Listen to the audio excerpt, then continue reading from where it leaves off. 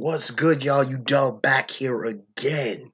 Here in 2019, drop y'all more fresh content. Now,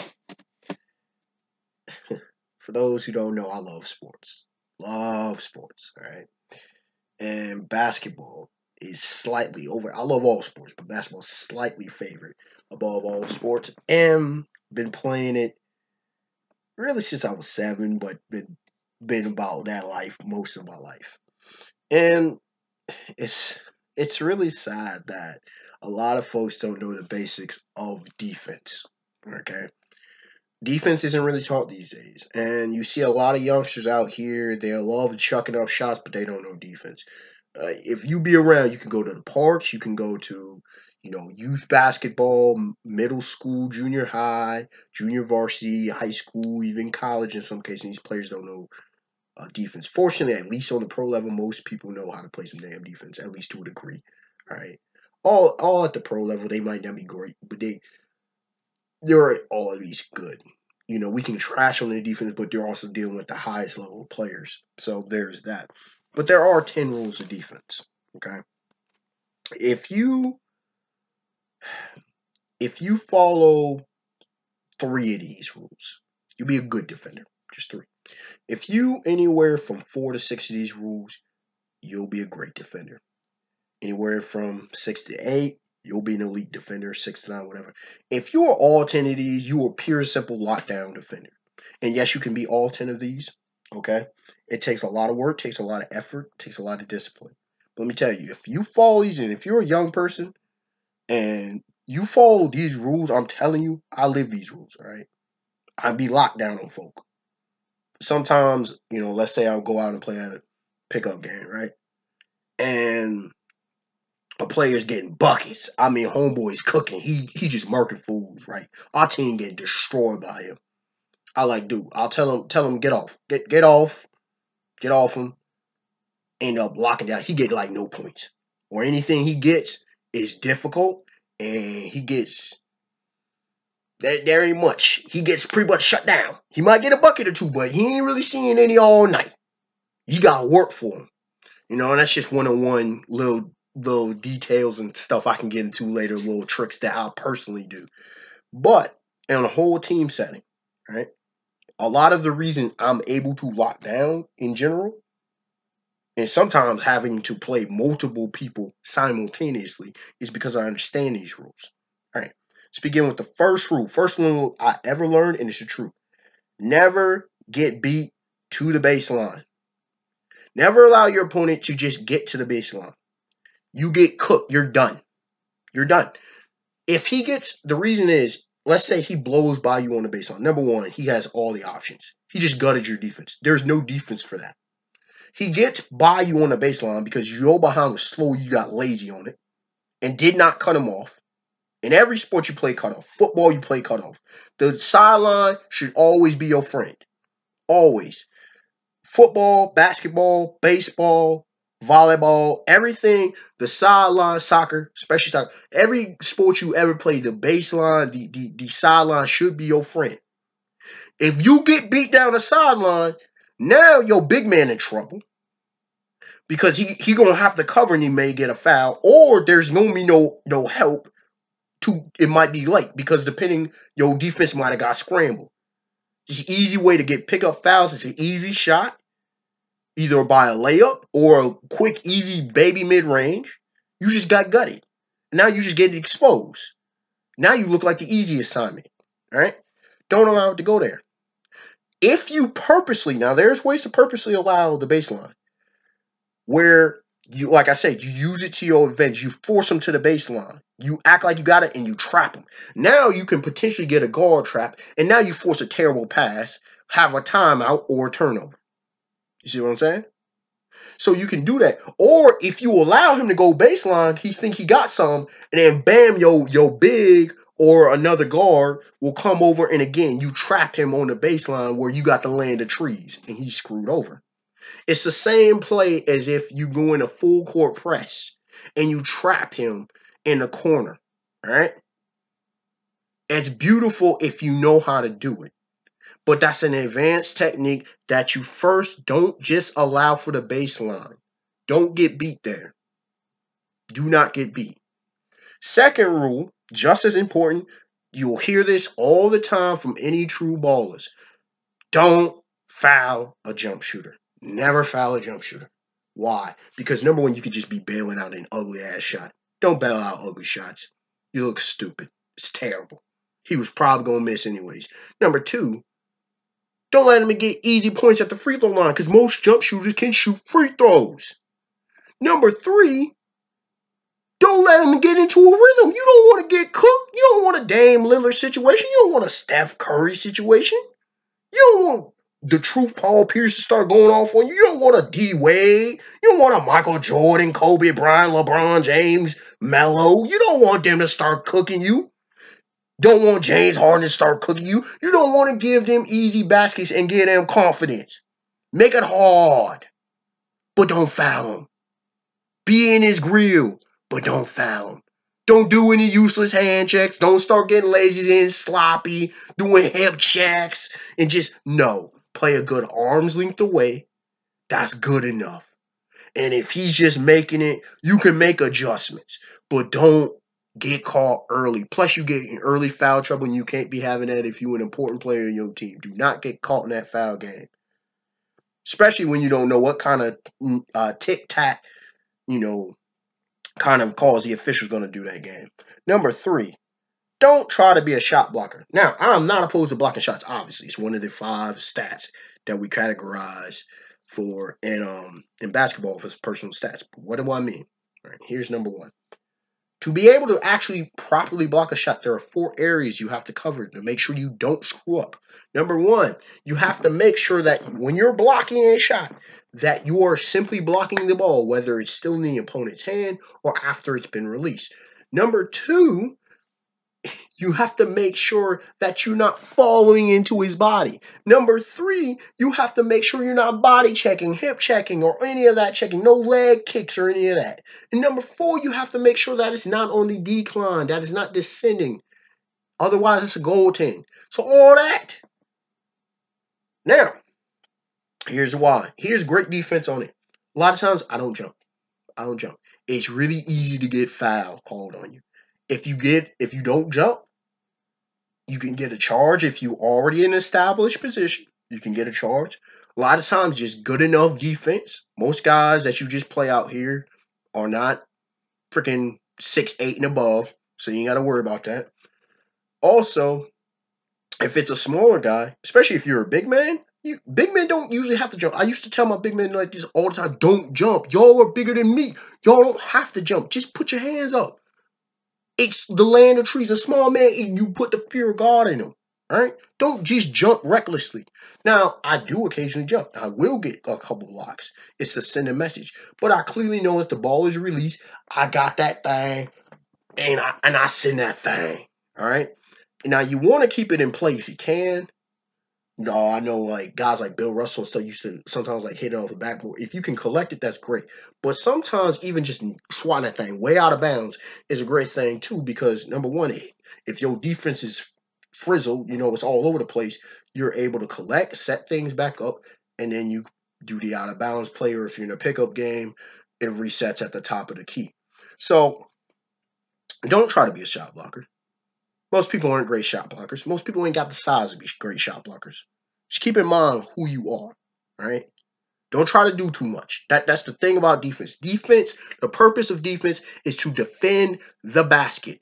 Stop shots or make the shot as difficult as possible so you can get the rebound and go down on the other end, or force a turnover. Force a turnover, get the rebound, get back on the other end so you can get some buckets, all right?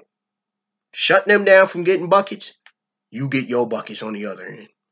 Number 4, excuse me.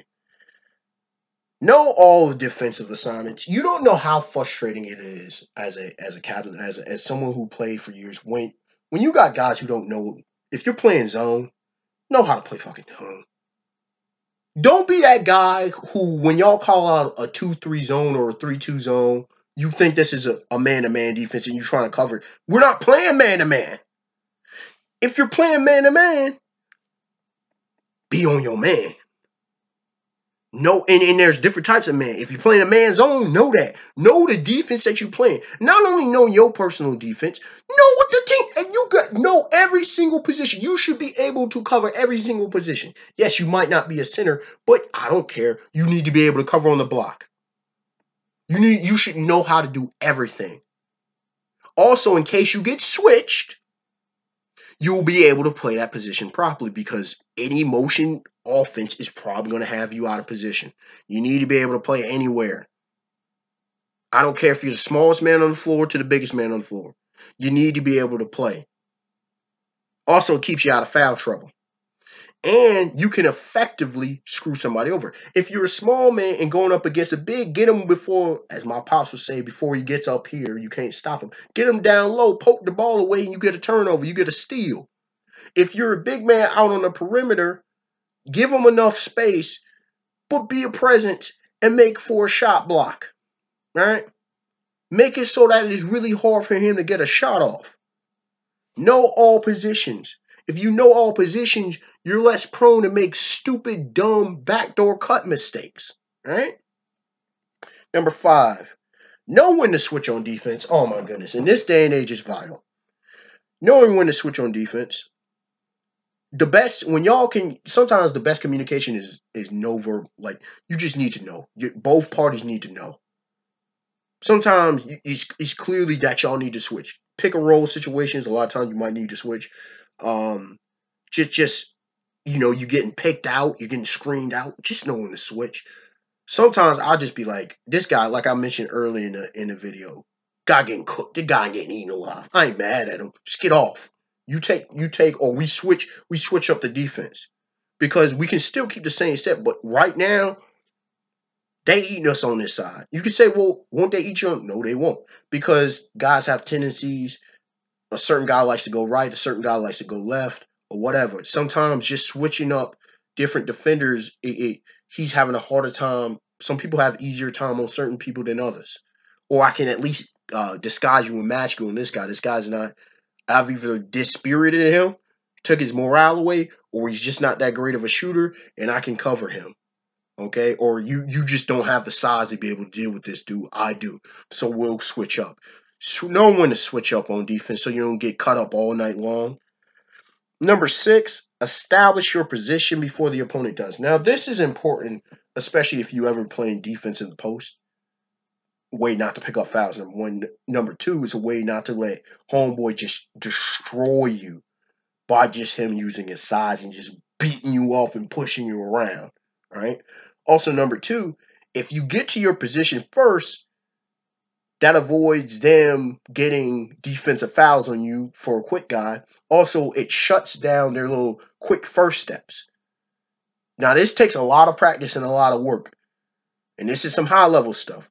But if you can get to that level, you're going to be on some Kawhi Leonard status, bro. You're going to be on some Scottie Pippen status, bro. Just saying. You're going to be on some Bruce Bowen, some Tayshaun Prince, some freaking Gary Payton, you know. You're going to be on their status. Some Tony, some Shane Battier, some Tony Allen, right? Some of the all-time great defenders. You're going to be on that stage. You're going to be locked down. Coming in at number 7. Read and anticipate. This is another higher level. This is learning the game. More of these stuff is learning the game. This is for, I'm talking to players who really play, right? Who've been playing. Young guys, you just got to get to that point. Read and anticipate. You got to read and anticipate what your opponent's going to do. You got to learn his tendencies, idiosyncrasies. Everybody has tendencies. Now, some guys it's really hard because they're quick as hell. You got to be able to see what's happening. A lot of the great those who can steal the basketball, a lot of them have these traits where they can just see the game before it happens. And that's just what it is. It's just like a tell sign of reading a pitcher in baseball before he throws a certain pitch, if he has one of those. Now, coming in number 8, court vision. What I mean by court vision. In this specific situation, I mean being able to read the whole court. This is especially purposeful in a fast break kind of situation. If you're getting back on fast break defense, if it's a 2-on-1, 3-on-2, 3-on-1. And sometimes I've had to shut down 3-on-1s. A win on defense is not allowing a quick, easy basket. Sometimes a win on defense is having them pull up and set up their offense. That allows your defense to get back. Sometimes it's forcing a play out of bounds. And the best is if they force up an ugly shot, I get the rebound and my squad's off to the races. You know what I'm saying? Court vision, seeing the whole floor and knowing what they do. Now, sometimes if it's too bad, a guy may get behind you. Things happen. It's not perfect. No defense is perfect. No offense is perfect. But if you're able to see the whole floor, you can shut down as much as possible, even as a singular individual. Now, you can't shut down everything. But the best you can do as a single defender is to make it as difficult as possible for them to score. Okay? Coming in at number 9, we're almost wrapping up, y'all. Force the opponent into help. What I mean by that. Now, sometimes some of the best defense is not individual defense. It's forcing them into a bad shot or forcing them into a turnover. How do you do that? He could be just dribble. You know he ain't really a shooter. That's what you do. Sometimes you will wall off. He said you say you are not having my left. You're not gonna go left to the baseline. Let's say we out on the left wing. You're not gonna go left if we're out on the right wing. You're not gonna go right. I'm forcing him and funneling him into the middle of the floor where I got my bigs or the teeth of the defense.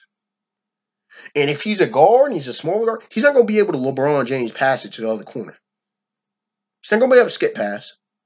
He's going to be shut down. And if he's dribbling with his head down, which a lot of young guys do, dribble with the head down, he's going to go into the world of hurt and the world of trees. All right? Force him into help. Guide him in, push him in, play hard into the help. Play him into the help defender. Okay, maybe he beats you. He runs right into the big. Yeah, now what? Now you might get that steal. Get that turnover. Force him to call a timeout. Force him to throw a horrendous pass or terrible shot. See what I'm saying? Like I said, with defense, make it as difficult as possible. Don't overthink it. Don't try to do too much. Do it right. And the last but certainly not least, know the game, possess basketball IQ. What do I mean by that? Understand how basketball really works. Okay? If you play in a team game, don't be trying to be Superman, superhero. It's a 5-on-5. Utilize that to your advantage. Understand what sets could come and understand what kind of offensive sets they're running. Understand what tendencies you're running. If you played them before early in the season, then know what kind of offense they like to run. Know if he likes to shoot. Know if he likes to get drive. Know what he likes to do. If he's a right-handed or a left-handed. See what I'm saying? Is he a ball handler? Is he a setup shooter? You see what I'm saying? Just learn these things. And even you don't even have to be that long or play that guy. You know, you could shoot. Irish guys, I figured them out. You know, I was on the sidelines. Let's say you are on the sidelines waiting for a pickup game. Sometimes watch your opponents. Like, oh, okay, I see what kind of player this guy is. It doesn't take long once you know the game. See what I'm saying? So these are my advice to anyone. This video ran a little bit long, but this is my advice to anyone on how to play defense, how to play adequate defense. You take these tips, you're gonna be legit. I'm gonna tell you that right now. I expect one to like, comment, subscribe, tell me your thoughts, and I would love to hear any other tips y'all got to say about playing some good old-fashioned defense. All right, y'all. Have a beautiful day, beautiful night. Peace.